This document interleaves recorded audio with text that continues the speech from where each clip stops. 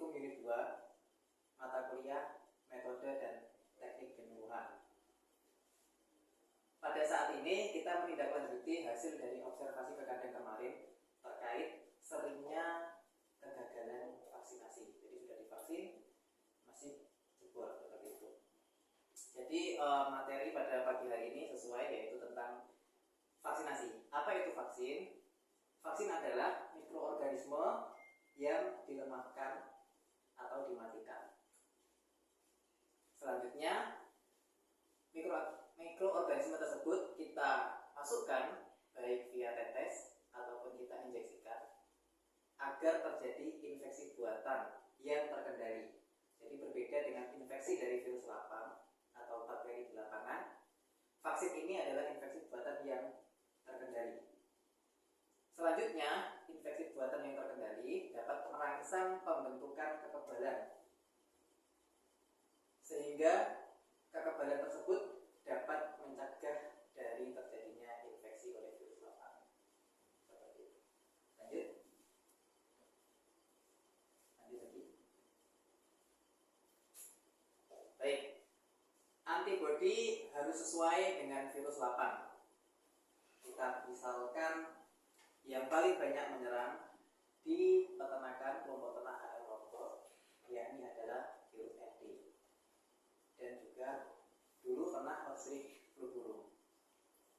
Virus ND itu ada banyak sekali jenisnya, mulai dari genotip 1 sampai dengan genotip 9. Yang paling banyak digunakan kemarin saat observasi di kandang HL lombok adalah genotip 2 strain Endillasota.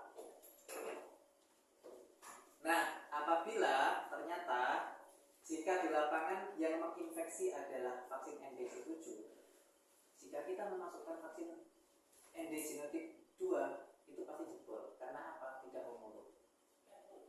Jadi harapannya adalah vaksin yang kita masukkan ke dalam tubuh ayam itu sama persis dengan virus yang ada di lapangan.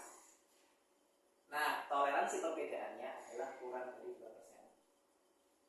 Jadi tidak bisa di virus di lapangan adanya genotip 7, kita masukkan strain Endillasota genotip 2, itu pasti jebol. Sama halnya jika di lapangan adanya genotip 2 Lasota, kita pakai vaksin suntik NDC7, itu juga pasti jebol karena tidak homolog. AKI juga seperti itu. Saat ini AKI yang paling marak adalah H9N2. Jadi ketika kita pakai vaksin H5N1 baik 2.1 bandnya ataupun 2.3, pasti tidak pasti ya. Jadi vaksin yang kita masukkan ke dalam tubuh ayam harus homolog. Tingkat kesamaannya harus di atas 98%.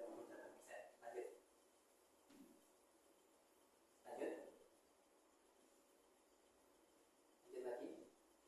Nah, ada beberapa jenis vaksin. Yang pertama adalah vaksin aktif, yakni mikroorganisme yang dilemahkan atau mati suri, tapi dalam bentuk ring. Lanjut. Ini adalah beberapa contoh vaksin aktif dari produknya Medion, yakni Medivac. Ada vaksin Medivac Hitchner, ada Medivac ILT, dan lain sebagainya. Sedangkan yang ini adalah jenis vaksin inaktif, di mana mikroorganismenya yang pertama tadi kan dilemahkan, sedangkan ini adalah diinaktivasi. Sisi antigeniknya masih utuh, sehingga sisi antigenik ini nanti ketika diinjeksikan ke dalam tubuh ayam akan membentuk yang namanya antibodi. Lanjut. Ini adalah beberapa contoh vaksin Medion yang inaktif. Salah satunya adalah MDD-SIB, terus Medivac AI, dan lain sebagainya. Lanjut. Nah, vaksin aktif lebih dominan meningkatkan kekebalan mukosa lokal, sedangkan inaktif lebih dominan untuk pembentukan imunitas sistemik atau kekebalan humoral. Di antara vaksin aktif dan inaktif ini juga saling melengkapi. Kadang beberapa peternak di daerah kita itu ada yang pokoknya saya pakainya vaksin aktif saja karena aplikasinya lebih mudah via tetes ataupun via air minum. Seperti itu. Ada juga peternak kita itu yang pakainya vaksin inaktif saja. Karena apa? Lebih simpel, cukup nanti konfirmasikan ke vaksinator, sudah dieksekusi oleh vaksinator. Padahal antara vaksin aktif dan inaktif ini saling melengkapi. Kenapa disebut saling melengkapi? Vaksin aktif ketika diberikan pada hari H, dia akan mulai pembentukan kekebalan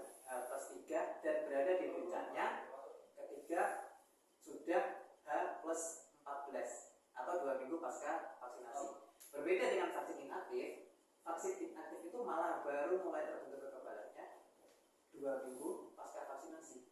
Nah, apabila kita hanya menggunakan vaksin inaktif, artinya 2 minggu pertama ini tadi kosong, tubuh ayam tidak memiliki kekebalan. Seperti itu. Atau kita hanya pakai vaksin aktif saja. Memang 2 minggu pertama nanti ada kekebalan, tapi setelahnya kekebalannya kosong karena tidak dimasukkan vaksin. Jadi antara vaksin aktif dan vaksin inaktif itu saling melengkapi. Jadi berikut tadi adalah penjelasan terkait vaksin. Selanjutnya adalah lanjut.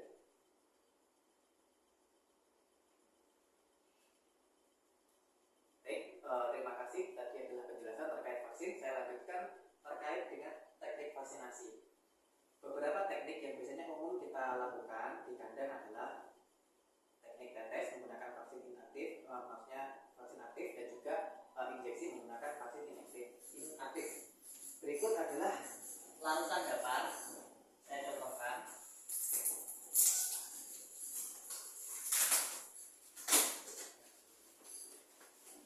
Larutan dapar seperti ini. Ini nanti kita campurkan dengan vaksin aktif dan dapat kita lakukan aplikasi vaksinasi baik melalui tetes hidung, tetes mata ataupun di tepok. Adapun alat selanjutnya ya, ini adalah yang pertama ini adalah sokorek. Alat ini bisa kita gunakan untuk vaksinasi aktif. Untuk aplikasinya bisa kita injeksikan via intramuskular ataupun via susutan. Sedangkan ini adalah alat untuk vaksinasi POK. Aplikasinya adalah kita tusukkan ke bagian sayap, kulit sayap yang tidak memiliki pembuluh darah. Jadi demikian penjelasan singkat dari saya terkait vaksinasi, teknik vaksinasi, dan bagaimana pemilihan vaksin yang baik dan benar. Baik, saya akhiri pertemuan pada kali ini. Terima kasih atas kesempatannya. Atau mungkin ada yang perlu ditanyakan dari bapak-bapak peternak kelompok ternak hari kelompok. Mau tanya Pak, ya itu kan tadi saya kembali ke yang awal ya. Ya. Mengenai homolog dan tidaknya vaksin. Nah itu untuk kita mengetahui homolog atau tidak kan tidak tahu itu gimana. Nah, ya betul. Jadi kita harus menyesuaikan dengan virus lapangan. Tapi kan kita tidak tahu virus lapangan ini apa yang sesuai dengan vaksinnya. Nah, beberapa pabrik obat, salah satunya ada Medion, mereka itu punya namanya Medilab. Medilab adalah Medion lab di mana mereka menerima sampel ketika ada outbreak dari lapangan. Katakanlah misalkan ada outbreak di daerah Pamekasan, dikirim sampelnya ke Medilab. Setelahnya oleh Medilab akan diuji di laboratorium untuk menentukan penyakit yang menginfeksi di daerah Pamekasan ini virus apa, bakteri apa, atau penyakit apa. Selanjutnya mereka akan melakukan mapping. Jadi di Pamekasan misalkan ditemukan infeksi H5N1 grade 2.3 atau ditemukan infeksi avian influenza H9N2. Itu sama mereka di mapping. Nah, kita patokannya bisa di situ. Jadi semakin banyak penyakit yang terjadi di suatu daerah, nah itulah vaksin. Jadi isolatnya pun harus semaksimal mungkin harus pakai isolat lokal. Seperti itu Pak. Apa bisa diterima atau mungkin? Ya, jadi intinya kita mengirim sampel ke petugas itu Pak ya. Betul. Dan tidak harus kita yang kirim sampel. Misalkan ada peternak lain di daerah yang sama, kirim sampel terus ditemukan bahwa penyakitnya A, B atau C. Nah kita vaksinasinya juga pakai dengan virus yang sama. Mungkin dari peternak yang lainnya, Bapak Asfi dan Bapak Ilham, ada yang kurang jelas terkait penjelasan vaksinasi? Cukup ya? Pak Asfi, ya gimana Pak? Kekebalan vaksin suntik itu berapa bulan? Baik. Vaksin aktif dan vaksin inaktif, karena gini Mas, kalau nanti vaksin aktif di beberapa daerah itu kadang ada vaksin aktif yang aplikasinya via suntik. Ya. Seperti itu ya. Jadi saya perjelas bahwa yang dimaksud vaksin inaktif ya Mas ya. Ya Pak ya. Baik. Kalau vaksin aktif mulai terbentuk 3 hari, puncaknya di 2 minggu, 1 bulan